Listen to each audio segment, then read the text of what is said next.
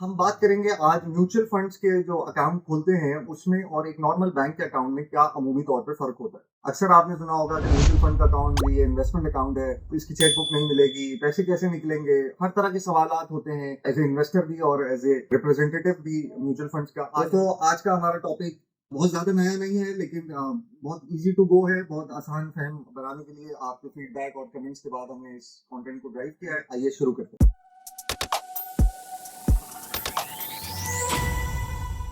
अस्सलाम वालेकुम व्यूअर्स, क्या हाल है? खैरियत से? मैं हूं उमर खुर्रम, एक और वीडियो को लेके आपकी खिदमत में हाजिर हैं। दोस्तों, अगर हम बात करें बुनियादी फर्क की तो अगर म्यूचुअल फंड्स जो होता है वो पूल ऑफ मनी होता है, जो जैसे हमने पुरानी वीडियोस में भी बात की हमारी कि वो मुख्तलिफ इन्वेस्टर्स की एक कलेक्शन से एक इन्वेस्टमेंट का पूल बनाया जाता है। तो बेसिकली ये एक इन्वेस्टमेंट अकाउंट होता है, जबकि बैंक जो होता है वो फॉर सेविंग और लोन पर्पज और नॉर्मल अकाउंट ट्रांजेक्शन्स के लिए कारआमद होता है जो बैंक अकाउंट है। इसी तरह म्यूचुअल फंड जो है वो एसईसीपी से रेगुलेटेड होते हैं, बैंक स्टेट बैंक से रेगुलेटेड होता है। म्यूचुअल फंड्स में जो सरमाया या पैसा लगाया या रखा जाता है वो फंड मैनेजर उसको अपनी एक्सपर्टीज के तहत मैनेज कर रहा होता है, जबकि बैंक में आपके पैसे बैंक की जो मुताल्लिका या जो रेलिवेंट ट्रेजरी है वो इसको डील करती है, उससे कोई फंड मैनेजमेंट का ताल्लुक नहीं होता। वो इसको अपना पैसा समझ के डील करते हैं, इसको मैनेज करते हैं, रादर के वो कोई प्रॉफिटेबिलिटी जनरेट करने की गर्ज से उसको मैनेज कर रहे हैं। एक और बात करें, आपके म्यूचुअल फंड्स का जो अकाउंट है वो आपको डिफरेंट ऑप्शंस देता है एसेट क्लासेस में इन्वेस्टमेंट करने की, स्टॉक्स में, बॉन्ड्स में, मनी मार्केट के इंस्ट्रूमेंट्स में, जबकि बैंक आपको इस तरह का कोई ऑप्शन नहीं देता। बैंक अकाउंट वो सिंपली आपसे कहता है कि करंट सेविंग या टर्म डिपॉजिट तरह के मुख्तलिफ ब्रांडेड अकाउंट्स हैं हमारे पास, आप इसमें कर सकते हैं इन्वेस्टमेंट, ये आप पैसे रख सकते हैं। इसी तरह जो म्यूचुअल फंड्स का अकाउंट है वो अगर हम बात करें तो सीडीसी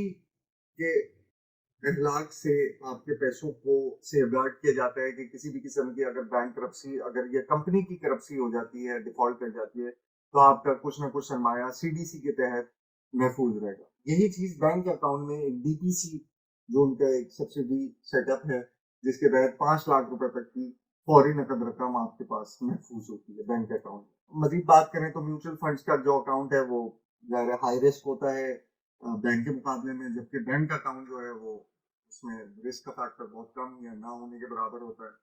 म्यूचुअल फंड्स में जो पैसे रखे जाते हैं अकाउंट के अंदर वो इंस्टेंट लिक्विडेबल नहीं होते, वो 2 4 5 दिन में आपको पैसे मिलते हैं, जबकि बैंक के अंदर जो रखे गए पैसे होते हैं वो आप कभी भी किसी भी वक्त निकलवा सकते हैं। वैसे तो म्यूचुअल फंड में भी अब ऑनलाइन सर्विसेज, आईबीएफ की services, fund transfer, bill payment की सर्विसेज वक्त के साथ ऐड होती जा रही हैं, लेकिन मजमूई तौर पे अगर हम बात करें तो ये सरमायाकारी का अकाउंट है और बैंक का जो अकाउंट होता है वो एक नॉर्मल ट्रांजेक्शनल अकाउंट होता है। इसी तरह म्यूचुअल फंड्स के अकाउंट में आपके पास चंद एक चार्जेस होते हैं, जैसे मैनेजमेंट फी है, फ्रंट एंड लोड है, बैक एंड लोड है, ट्रांजेक्शन कॉस्ट है, मुख्तलिफ किस्म के चार्जेस अप्लाई हो रहे होते हैं, जबकि बैंक के अंदर अमूमन तौर पर इस तरह का कोई चार्जेस नहीं होते। वो आपसे सिर्फ एटीएम या चेकबुक या महीने की बैलेंस मेंटेनेंस की मद में आपसे कोई ना कोई चार्जेस आपसे ले रहे होते हैं।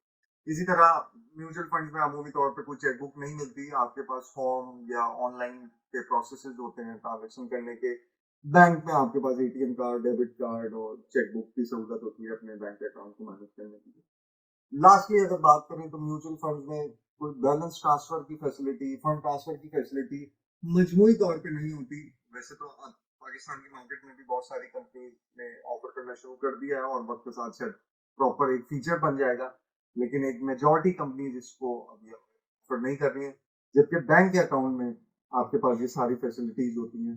तो ये चंद एक चीजें हैं जिससे बैंक का और म्यूचुअल फंड का अकाउंट आप फर्क कर सकते हैं अमूमी तौर पे कि कहाँ चेकबुक है, कहाँ चेकबुक नहीं है, कौन सा इन्वेस्टमेंट का अकाउंट है, कौन सा सेविंग का अकाउंट है, कहाँ पे आपके पास इन्वेस्टमेंट करते हुए, पैसा रखवाते हुए मुख्तलिफ ऑप्शन होते हैं, कहाँ पे नहीं होते, कहाँ कम रिस्क है, कहाँ ज्यादा रिस्क है। आप हमारी पुरानी वीडियोस को भी रेफर कर सकते हैं, इस हवाले से आपको मजीद आगाही मिलेगी। ये एक छोटा सा टॉपिक था, मुझे इजाजत दीजिए, अपने कमेंट से जरूर हमें फीडबैक दीजिएगा। इंशाल्लाह अगली वीडियो में मजीद मालूमात के साथ हाजिर होंगे। अल्लाह हाफिज।